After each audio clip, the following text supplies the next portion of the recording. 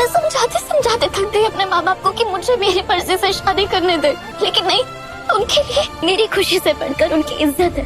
और अब जो मैंने कदम उठाया उसमें भी जहर घुल गया। मुझे लगा था कि मेरे माँ बाप भी उसी तरह नाराज होंगे जैसे तुम्हारे पापा थे, लेकिन बाद में समझ जाएंगे कि उनकी बेटी की खुशी तुम्हारे साथ है, हमें माफ कर देंगे। लेकिन नहीं, उन्होंने तो कह दिया कि पैदा होते ही मर जाती तो बेहतर हो। मेरे अपने बाप ने उनकी बेटी कहलाने के लायक नहीं हूँ मैं, दिल तोड़ा है मैंने उनका। तब मुझे भी मान लेना चाहिए कि मैं उनके लिए मर गई हूँ।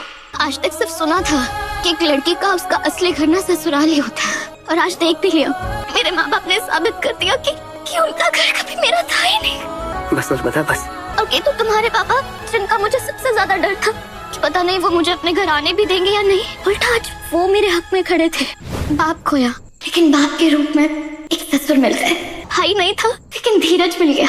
महादेव ने तोड़ा धीरज से रिश्ता। महादेव एंड सन्स के लेटेस्ट एपिसोड में हम देखेंगे कि आखिरकार जो भानु चाहती थी वैसा ही हुआ। महादेव एंड सन्स का जो घर है वो टूटने वाला है। दरअसल होता ये है कि जो हमारी रज्जी है वो पीछा कर कर जाती है धीरज के यहाँ पर, जहाँ पर उसे पता चलता है कि केतन और नर्मदा जो है वो भाग कर शादी कर रहे हैं, यानी प्रेम विवाह कर रहे हैं।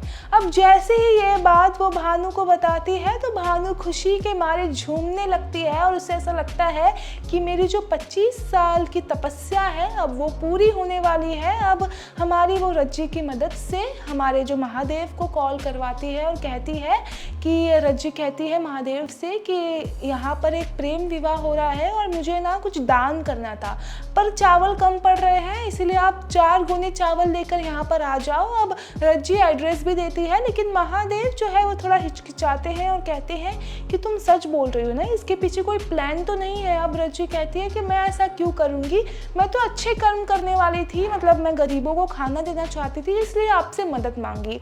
अब महादेव जो ये पिघल जाते हैं ये बात सुनकर और 4 गोनी चावल लेकर सीधा पहुँचते हैं मंदिर, जहाँ पर केतन और नर्मदा मौजूद है। अब जैसे ही महादेव देखते हैं भानु को तो वो शौक में आ जाते हैं, उन्हें ऐसा लगता है कि अब तो कुछ बड़ा ही होने वाला है।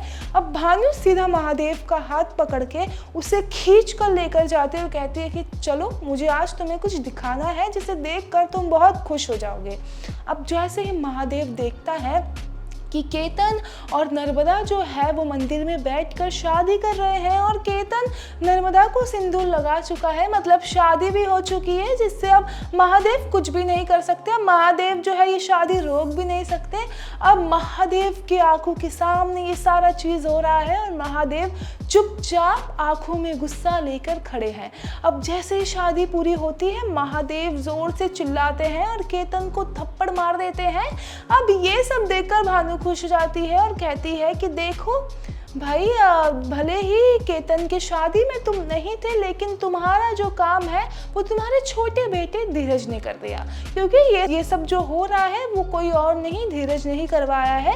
धीरज ने आज केतन और नर्मदा की शादी कर ये साबित कर दिया कि धीरज ही इस घर का मालिक है।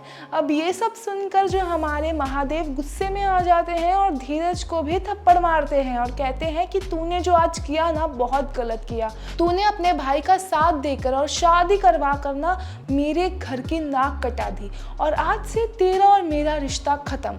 अब ये सुनकर धीरज जो है वो शौक में आ जाते हैं और नर्मदा और केतन जो है वो समझाने की कोशिश करते हैं, लेकिन महादेव बिल्कुल भी नहीं सुनते। अब भानु जो है वो नाचती है, गाती है और वहाँ पर मिठाइयाँ भी बांट रही है, जहाँ पर वो कहती है नर्मदा को कि भले ही तुम्हारा ससुर और सास तुम्हें एक्सेप्ट नहीं करे, लेकिन तुम्हारी मासी तुम्हें एक्सेप्ट करेगी, और उसके मुंह में सीधा मिठाई डाल देती है।